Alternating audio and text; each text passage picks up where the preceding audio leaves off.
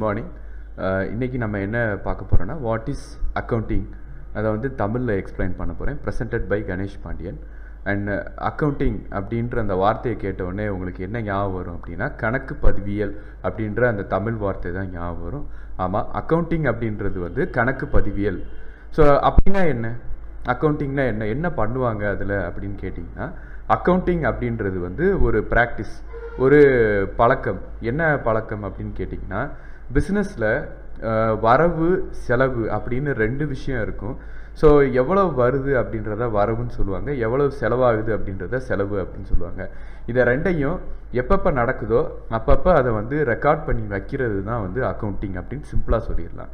So அக்கௌண்டிங்கை வந்து என்ன சொல்கிறாங்கன்னா, it is a process of recording and summarizing the financial information.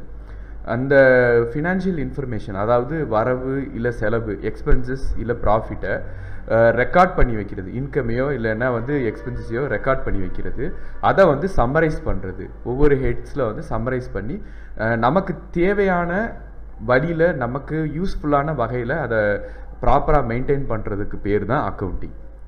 So இன்னொரு ஒரு டெஃபினேஷனில் என்ன சொல்கிறாங்கன்னா, அக்கௌண்டிங் அப்படின்றது ரெக்கார்டிங் சம்மரைசிங் மட்டும் கிடையாது, அதை அனலைஸ் பண்ணுறோம். எதை, ஃபினான்ஷியல் இன்ஃபர்மேஷனை. இப்போ எடுத்துக்காட்டால் வரவு செலவு மொத்தமாக போட்டோம், இப்போ எவ்வளவு வரவு வந்திருக்கு எவ்வளவு செலவாகிருக்கு அப்படின்றது தெரிஞ்சால் தான் நம்ம வந்து அடுத்து பிஸ்னஸில் ஒரு முடிவு எடுக்க முடியும். ஸோ அப்போ என்ன பண்ணுறோன்னா அனாலிசிஸ் அப்படின்ற ஒரு பார்ட் வருது. அனாலிசிஸ் அப்படின்றது ஆராய்ச்சி, ஆய்வு, உள்ளே என்னென்ன வந்து நம்ம பண்ணலாம் அப்படின்னு சொல்லி அதை வந்து அனலைஸ் பண்ணுறோம். எவ்வளவு வந்திருக்கு எவ்வளவு செலவாகிருக்கு, எதுக்கு செலவாகிருக்கு அப்படின்ட்டு. அப்புறம் அதை வெரிஃபை பண்ணுறோம், நம்ம போட்ட கணக்கு கரெக்டு தானா அப்படின்னு. ஸோ அதை தான் வந்து பேலன்ஸ் ஷீட் அப்படின்னு ஒரு இதை ப்ரிப்பேர் பண்ணுவாங்க. அப்போ வந்து அசட் சைடும் லயபிலிட்டி சைடும் டேலி ஆகணும். இப்படி டேலி பண்ணி பார்க்குறது தான் வெரிஃபிகேஷன். அப்புறம் ரிப்போர்ட்டிங்.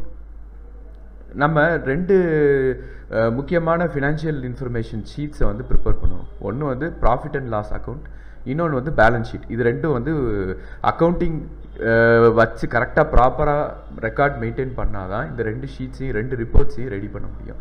ஸோ இந்த ரிப்போர்ட் எதுக்கு அப்படின்னா, ஷேர் ஹோல்டர்ஸ்க்கு கொடுக்குறது, இல்லைன்னா வந்து ரெஜிஸ்ட்ராருக்கு கொடுக்குறது, இந்த மாதிரி வந்து நிறைய பர்பஸ்க்கு யூஸ் ஆகும். ஈவன் வந்து அந்த ரெண்டு ரிப்போர்ட்ஸையும் வந்து பப்ளிக்காக எல்லாருக்கும் கொடுக்குறதுக்கு அது வந்து ரொம்ப ரொம்ப யூஸ்ஃபுல்லாக இருக்கும். அந்த ரிப்போர்ட்டை வச்சு என்ன பண்ணுவாங்க அப்படின்னு கேட்டிங்கன்னா, கம்பெனி எப்படி பெர்ஃபார்ம் பண்ணுது அப்படின்னு, ஃபினான்ஷியலாக எப்படி இருக்குது அப்படின்றத தெரிஞ்சுக்கலாம். ஸோ அதுக்கு தான் வந்து இந்த ரிப்போர்ட்.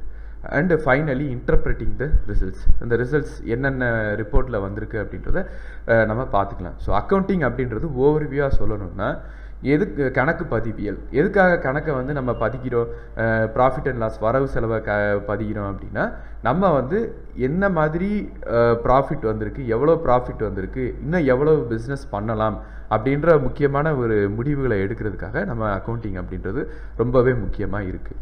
ஸோ அக்கௌண்டிங் அப்படின்றது financial information of a company. ஒரு கம்பெனியோட நிதி பற்றின தகவல்களை கொடுக்கறது தான் வந்து அக்கௌண்டிங் அப்படின்னு சொல்கிறோம். இது வந்து முக்கியமாக எதுக்கு யூஸ் ஆகுதுன்னா, ஃபினான்ஷியல் டிரான்சாக்ஷன், பணம், நிதி போன்ற பரிவர்த்தனைகள் கம்பெனியில் என்னென்ன நடக்குது அப்படின்றத பற்றி நமக்கு வந்து சொல்கிறது தான் இந்த ஃபினான்ஷியல் டிரான்சாக்ஷன்ஸ். ஸோ யூஸ்வலாக வந்து என்ன அப்படின்னு கேட்டிங்கன்னா, இந்த ஃபினான்ஷியல் டிரான்சாக்ஷன்ஸை வந்து டபுள் என்ட்ரி சிஸ்டம் அப்படின்ற அந்த சிஸ்டம் மூலமாக தான் வந்து இப்போ நடப்பில் பண்ணிகிட்ருக்காங்க. அந்த டபுள் என்ட்ரி சிஸ்டம் அப்படின்றது வரவு செலவு. ஸோ வரவு அப்படின்றத வந்து கிரெடிட்டாகவும், செலவு அப்படின்றத வந்து டெபிட்டாகவும், இதையே வந்து இன்னும் டெப்ட்டு கிரெடிட் அப்படின்னு நிறைய சொல்லுவாங்க. ஸோ இதுக்கு வந்து சில கோல்டன் ரூல்ஸும் இருக்குது, இதுக்குன்னு சில சிஸ்டம் இருக்குது, எப்படி வந்து ஒரு கணக்கு பதிவியலில் ப்ராப்பராக வந்து நம்ம என்ட்ரி பண்ணணும் அப்படின்றதுக்கு. ஸோ இதை பற்றி படிக்கிற இந்த இதுதான் வந்து அக்கௌண்டிங். ஸோ இதுதான் வந்து ஒரு ஜேர்னல் புக்கு. இந்த புக்கில் நீங்கள் பார்த்தீங்க அப்படின்னா வந்து இந்த சைடு டெபிட் இருக்கும், இந்த சைடு கிரெடிட் இருக்கும். ஸோ இங்கே வந்து என்ன அப்படின்னு ஹெட்டிங்ஸ் கொடுக்கணும், இங்கே டெபிட் இங்கே கிரெடிட் அப்படின்னு எழுதுவோம். ஸோ இப்படியே வந்து வரிசையாக எழுதிக்கிட்டே வருவோம். ஃபைனலாக என்ன பண்ணுவோன்னா, எல்லா டிரான்சாக்ஷன்ஸையும் நம்ம ஐடென்டிஃபை பண்ணி சம்மரைஸ் பண்ணி இதில் எது எவ்வளோ வந்திருக்கு. இப்போ கேஷ் அப்படின்னு ஒன்று எழுதியிருப்போம், இன்னொன்று என்ன எழுதியிருப்போம் அப்படின்னா செக் அப்படின்னு எழுதியிருப்போம். கேஷ் எவ்வளோ வந்திருக்கு, செக் எவ்வளோ வந்திருக்கு, இல்லை செலவுகள், இதுக்கு எவ்வளோ செலவாயிருக்கு அதுக்கு எவ்வளோ செலவாயிருக்கு அப்படின்றத பற்றி தெரிஞ்சுக்கலாம். ஸோ நம்ம அக்கௌண்டிங் முக்கியமான பர்பஸே profit and loss, sales turn over, assets எவ்வளோ இருக்குது, லைபிலிட்டிஸ் எவ்வளோ இருக்குது கம்பெனிக்கு அப்படின்ற இன்ஃபர்மேஷனை கொடுக்கறது தான். இது ரொம்ப முக்கியமான இன்ஃபர்மேஷன். எதுக்காக இந்த இன்ஃபர்மேஷன் நமக்கு வேணும்னா, ஒரு கம்பெனியில் டெசிஷன் எடுக்கிறது ரொம்பவே முக்கியம். ஒரு பிஸ்னஸ் ப்ராப்பராக ரன் பண்ணுறதுக்கு நம்ம கம்பெனியோட ஓனர் இல்லைன்னா சிஇஓ இல்லை மேனேஜர்ஸ் வந்து டெசிஷன் எடுக்கணும். அது இந்த ரிப்போர்ட்ஸை வச்சு தான் அவங்களால எடுக்க முடியும். ஸோ அதனால தான் அக்கௌண்டிங்கிறது ஒரு இன்றியமையாத ஒன்றா இருக்குது. ஸோ அக்கௌண்டிங் அப்படின்னு வரும்போது அப்போ எல்லோரும் என்ன பண்ணணும்னா, எல்லா கம்பெனியும் ஒரே மாதிரி மெயின்டைன் பண்ணாதான் அதை வந்து நம்மளால் இன்டர்பிரட் பண்ணி ஒரே மாதிரி புரிஞ்சிக்க முடியும். ஒவ்வொருத்தவங்க ஒவ்வொரு சிஸ்டம் ஃபாலோ பண்ண முடியாது. ஸோ அதனால் என்ன பண்ணாங்கன்னா, ஒரு சிஸ்டம் வந்து கொண்டு வந்தாங்க. அந்த சிஸ்டம் பேர் தான் GAAP, generally accepted accounting principle அப்படின்னு ஒரு இது கொண்டு வந்தாங்க. இது வந்து பழைய system of maintaining the accounts. இப்போ தற்காலிகமாக ஒரு 10-20 வருஷத்துக்கு முன்னாடி IFRS அப்படின்னு ஒன்று வந்திருக்கு. இது வந்து இன்டர்நேஷ்னல் ஃபினான்ஷியல் ரிப்போர்ட்டிங் ஸ்டாண்டர்ட்ஸ் அப்படின்னு உலக தரம் நிர்ணயமாக இந்த ஸ்டாண்டர்ட்ஸை வந்து கொடுத்துருக்காங்க. எதுக்குன்னா, இந்த மாதிரி ஃபினான்ஷியல் ரிப்போர்ட்ஸை ரெடி பண்ணுறதுக்கு. இந்த ரிப்போர்ட் படி அக்கௌண்டிங்கை மெயின்டைன் பண்ணணும் அப்படின்றது ப்ரொசீஜர்.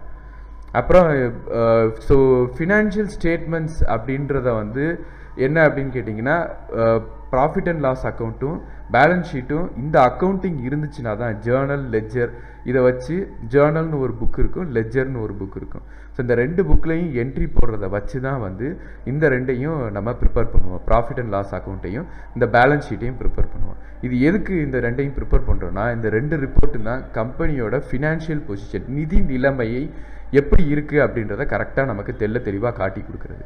ஸோ அதனால தான் வந்து அக்கௌண்டிங் அப்படின்றது பிஸ்னஸில் ரொம்பவே முக்கியம்னு நான் ஏற்கனவே சொன்னேன் இல்லையா. ஸோ அக்கௌண்டிங் வந்து நிறைய டைப் ஆஃப் அக்கௌண்டிங் இருக்குது. Financial accounting, managerial accounting and cost accounting. இப்போ நான் கொடுத்துருக்கிறது வந்து மேஜர் டைப்ஸ். இது போக இன்னும் நிறைய டைப்ஸ் இருக்குது. இதில் வந்து மேஜராக ஃபினான்ஷியல் அக்கௌண்டிங் அப்படின்றது தான் இந்த profit and loss and balance sheet account. And managerial அக்கௌண்டிங்கில் வந்து பார்த்திங்கன்னா, எவ்வளவு லாபம் ஈட்டுறதுக்கு எவ்வளவு தயாரிக்கிறது இப்படின்ற மாதிரி நம்ம வந்து பார்ப்போம். பிரேக் ஈவன் பாயிண்ட், இந்த மாதிரி கான்செப்டெல்லாம் மேனேஜரியல் அக்கௌண்டிங்கில் பார்ப்போம். காஸ்ட் அக்கௌண்டிங் அப்படின்றது என்ன அப்படின்னு கேட்டிங்கன்னா, எவ்வளவு செலவுகள் ஆகுது, எவ்வளவு ஒரு உற்பத்தி செய்கிறதுக்கு ஒரு பொருளுக்கு எவ்வளவு எதுக்கு செலவாகுது அப்படின்றத பற்றி தெரிஞ்சுக்கிறது தான் வந்து காஸ்ட் அக்கௌண்டிங். ஸோ இதை தான் வந்து அக்கௌண்டிங்கோட டைப்ஸு. கம்பெனியில் இந்த எல்லா அக்கௌண்டிங்கும் ஃபாலோ பண்ணுவாங்க. மொத்தத்தில் அக்கௌண்டிங் அப்படின்ற அந்த ப்ராக்டிஸ் எதுக்கு அப்படின்னு கேட்டிங்கன்னா, கம்பெனியோட ஃபினான்ஷியல் இன்ஃபர்மேஷனை மெயின்டைன் பண்ணுறதுக்கு தான். So it is a legal record. இது எதுக்காக அப்படின்னா, இதோட மேஜர் அட்வான்டேஜ் அண்ட் யூசஸ், இந்த கம்பெனியோட பெர்ஃபார்மன்ஸ் என்ன, ஒரு பிஸ்னஸோட பெர்ஃபார்மன்ஸ் எப்படி வந்து அந்த பிஸ்னஸ் ரன் ஆகிட்டுருக்கு அப்படின்னு அதை மெஷர் பண்ணுற ஒரு மெஷர்மெண்ட்டாக தான் இந்த அக்கௌண்டிங் இருக்குது. ஸோ இந்த அக்கௌண்டிங் மூலமாக தான் நமக்கு ரிப்போர்ட்ஸ், ஃபினான்ஷியல் ரிப்போர்ட்ஸ் கிடைக்கும். அதை வச்சு தான் நம்ம தெரிஞ்சிக்க முடியும் கம்பெனி எப்படி ரன் ஆகிட்டுருக்கு அப்படின்றது. அது மட்டும் இல்லாமல் பிஸ்னஸில் முக்கியமான டெசிஷன்ஸ் எடுக்கிறதுக்கும், ஷேர் ஹோல்டர்ஸ்க்கு ரிப்போர்ட் கொடுக்கறதுக்கும், கம்பெனி இப்படி ரன் ஆகிட்டுருக்கு அப்படின்னு சொல்லி ஒரு ரிப்போர்ட்டை அவங்க கையில் கொடுத்து அவங்களுக்கு தெரிஞ்சுக்கிறதுக்கு நம்ம உதவி செய்கிறது தான் இந்த அக்கௌண்டிங்கோட main advantage and uses. Okay, நம்ம இன்றைக்கி என்ன டாபிக் பார்த்தோம்னா, அக்கௌண்டிங் கணக்கு பதிவியல் அப்படின்னா என்ன, அதில் என்னென்னலாம் வந்து இருக்குது அப்படின்றத பார்த்தோம். ஓகே, உங்களுக்கு இந்த வீடியோவில் ஏதோ யூஸ்ஃபுல்லாக நீங்கள் தெரிஞ்சுக்கிட்டீங்க அப்படின்னு நினச்சிங்கன்னா கண்டிப்பாக லைக் பண்ணுங்கள் அண்ட் உங்கள் ஃப்ரெண்ட்ஸோட ஷேர் பண்ணுங்கள். Thank you and bye.